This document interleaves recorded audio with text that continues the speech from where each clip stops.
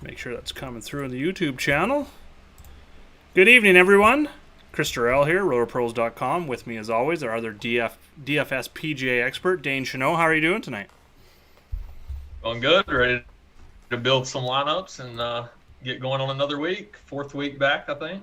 Yeah, fourth week back. It's been time really flies. Like even when NASCAR came back, I can't believe we're that many races. I think we're like 10 races into that now for the Cup Series. So it's crazy. Things are flying by. Times are, we got majors coming up here soon as well. So it's going to be, it's a good time, to be a sports fan with, I think we've got MLB coming back on the 23rd, 24th of July.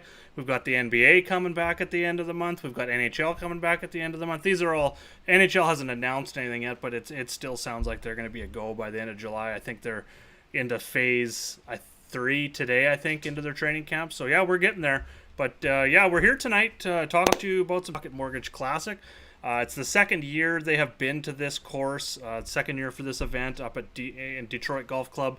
Last year we've seen a whopping winning score of minus 25 by Nate Lashley. Some of you are probably like, who? It was definitely a, how's the best put it, like a Corn Ferry Tour style birdie fest last year. So I guess my initial thoughts here with it going in is that the only difference that we're going to see really is, first of all, the rough is going to be about a half an inch higher.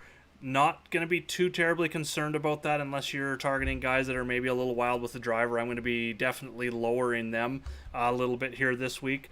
But what it really does for me is just take away some of those wild drivers. But we were hitting, I think the field hit right around 65% of the fairways last year at this event. The top 10 was over 70%. So it really comes down to not just greens and regulation, strokes gained approach, but you're going to need that proximity and you're going to need to make some birdies. So I guess, how are you breaking things down this week looking at it?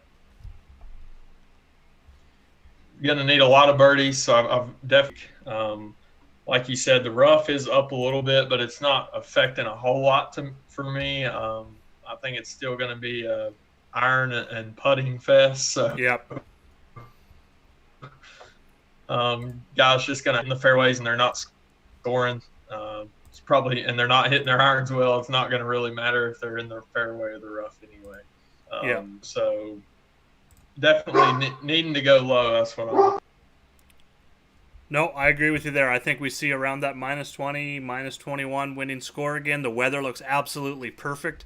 I think we're like 5 to 10 mile an hour winds all 4 days and like mid 80s to low 90s temperatures. Like absolutely amazing weather for a birdie fest. I watched the charity round today. It was Bubba, Varner, Wesley Bryan, and Jason Day were out there. Nothing really for announcers, but they were talking. You got to see some of that rough, and it does look pretty gnarly. So, but the other thing they were talking about that I really noticed was talking about the receptiveness of the greens, and just I think we're going to see a lot of birdies. So that proximity is something I'm definitely looking at. And then par 4 scoring, of course, the 4 easiest holes on this course last year were all the par 5s.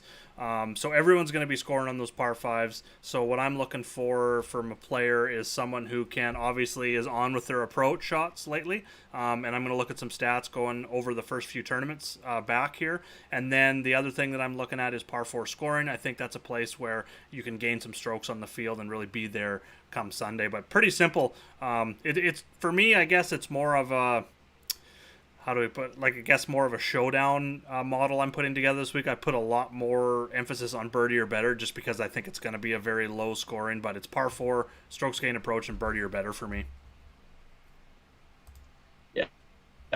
In my stat model, I've got strokes gained approach and tee to green as kind of co-highest percentages, and then birdie or better. So you can tell already it's all about the scoring. Yep. I did throw some par 5 scoring in there, kind of where I'm thinking with 4 par 5s. When I see that, I know they're the easiest holes, I guess, and people should be birdieing them, but some people just either don't think their way around them correctly or don't put themselves in the right position. So par 5 scoring kind of helps you see guys who are able to do that. And I mean, they got to make birdies on most of those throughout the week to be up there on Sunday. And then I did throw a little bit of putting in there because maybe if a guy is hot putting, they can ride it another week. It's not something I usually look at. I usually look at that as something to maybe they'll flip if their irons are getting hot.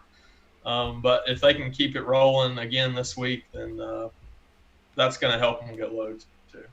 Yeah, for sure.